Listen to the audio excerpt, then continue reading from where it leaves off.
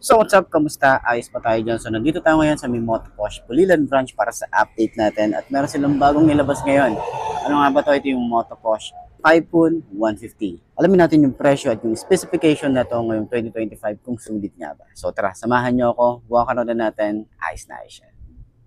Can I face this? Can I make it?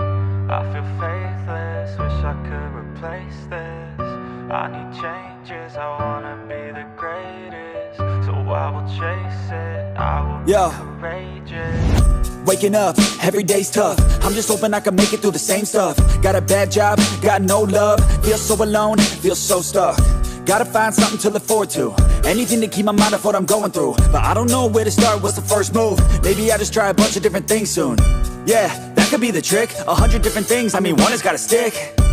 But how exactly do I pick? If I'm good at it, like a really good fit, or maybe passion is it? Something I could do every day, never miss. Something that I love, that could feel like a gift. Forget about the money and just find what it is. Can I face this? Can I make it? I feel faithless, wish I could replace this. I need changes, I wanna be the greatest. So I will chase it, I will be courageous.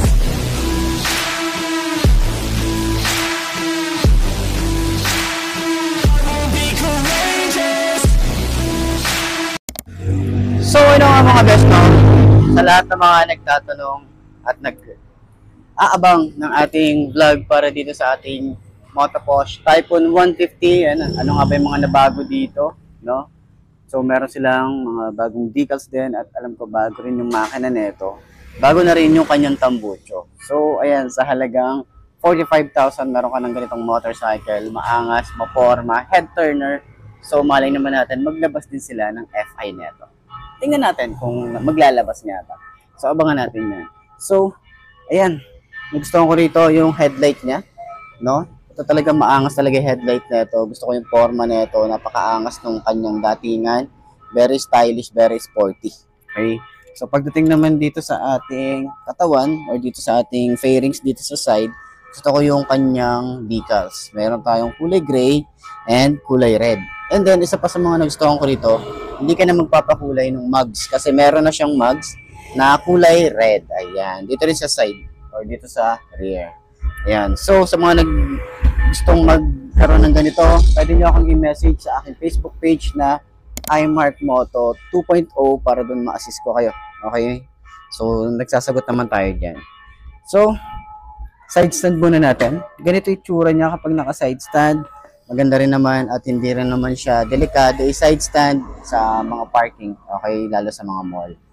So 5 to ang ating height. Ano nga ba itsura natin dito? Sa upuan, medyo makapal. So mataas agad yung ano natin dito. Ayan. Tingkayad tayo rito. Pero sobrang gaan niya. Tapos sobrang lambot din ng shock. Ayan sa likod oh. Oh, sobrang lambot ng shock. Sa harap, ganda rin yung shock niya. Kita niyo yan? Oh, kayo na umusga. Pag pumunta kayo dito, pwede nyo siyang upuan. Okay, para at least maramdaman nyo kung fit nga ba sa inyo ang ganitong motorcycle. So, ganyan yung tsura natin. Bukaka, pero saktuhan lang to. Okay? Ganyan ang ano natin, forma natin. Sa legroom natin, maluwag din. Pwede tayo maglagay pa ng gamit dito. In case na gusto natin mag-long ride, okay? Tapos, maglagay tayo ng top box dito. Pwede rin naman. Bagay din naman yun.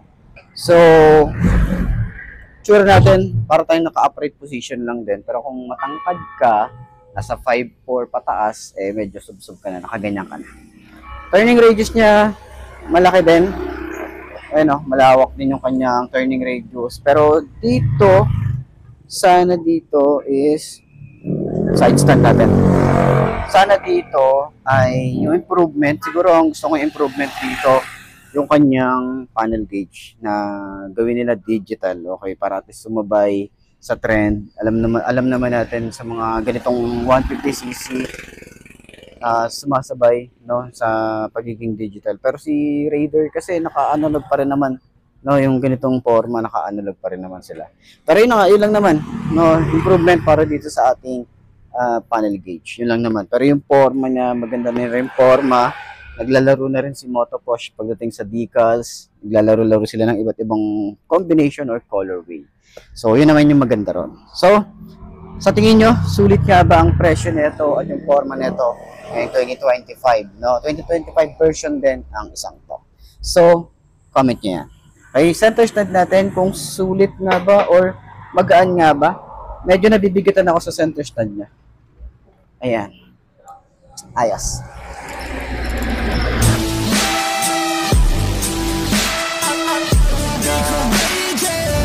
Can I face this? Can I make it? I feel faithless, wish I could replace this. I need changes, I wanna be the greatest. So I will chase it, I will be courageous.